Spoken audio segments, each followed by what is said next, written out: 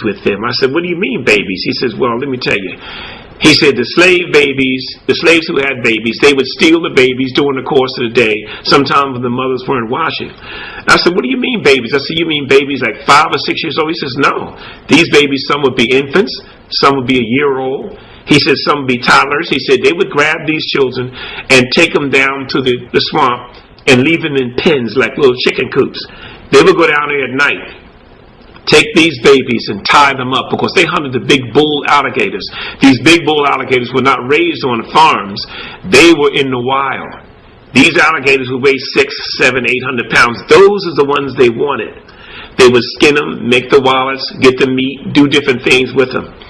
He said, but what they were doing was tie them up, put a rope around their neck and around their torso, around here, and tie it tight. He said, the baby, I said, well, what would the babies be doing? He said, well, my grandfather said they'd be screaming. He said, what would you do? He said, just let them scream. He said, what they would do, it would help them to chum the water. He said, when they would throw the babies in, tied to this rope, he said, in a matter of minutes, he said, the alligators were on them.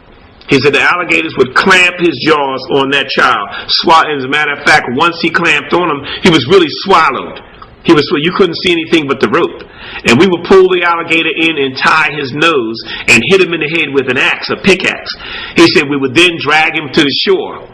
We'd drag him to the shore and leave him lay, and we would do it again, maybe 2 or 3 times a night. I said, so what do you mean? He said, well, yeah, they were taking these babies and killing them for alligator bait. I said, so all these things I've been collecting, are really, really something that I can really talk about and say they're of a truth by what you say? He said, I'm telling you. He said, nobody wants to talk about it. He said, I'm only telling you because you're here. I may never hear from you again. He said, but these things actually depict the acts that they did to slave babies back in the bayou country and down the south. They did this. They hunted alligators with these babies. That's why they call alligator bait.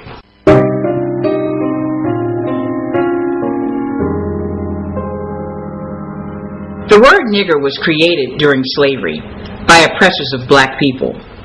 The word was used to demean blacks by inferring that they were lazy, good-for-nothing, thieving individuals. They actually, even many years later during the Jim Crow era, created items using the N-word. Here you have niggerhead shrimp. Later on, they became a little bit more defined and called it Negro head shrimp. They also have here a can called nigger hair tobacco, which was just chewing tobacco or smoking tobacco. Today, many blacks use nigger as a term of endearment.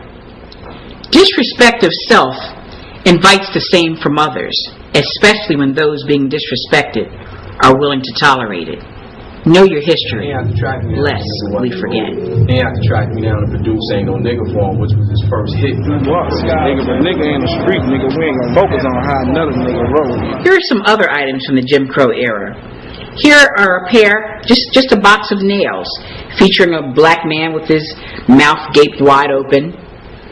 And these infamous twins, the Gold Dust twins, they sold detergents similar to a very popular detergent we would have today, showing these 2 little black babies who would come in and just twin babies that would just clean your house sparkling clean. Here we have Gold Dust powder. You also have toys that were created for young white children. This is a dancing minstrel. While he's dancing, and it looks like a lot of fun, notice how his face looks. He's made to look like a devil.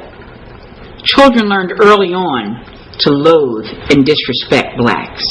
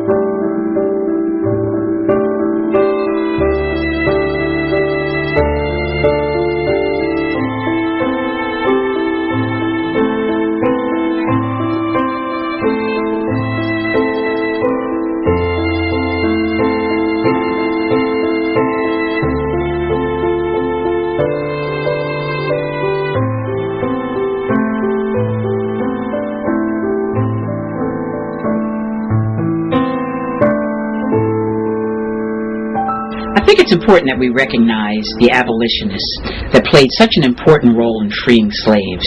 Yes, it was white people that put black people into slavery, but it was also white people that got them out of slavery. We did not do it alone, and we could not have done it without the caring and compassionate whites who realized from the very beginning that slavery was wrong.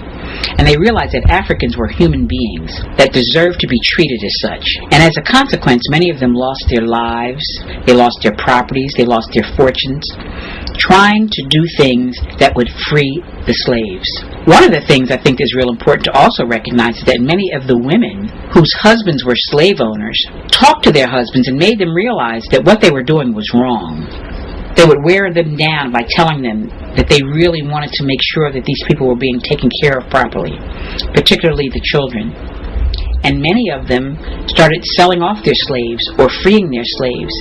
The erosion of the black family is one of the vestiges of slavery that are still with us today.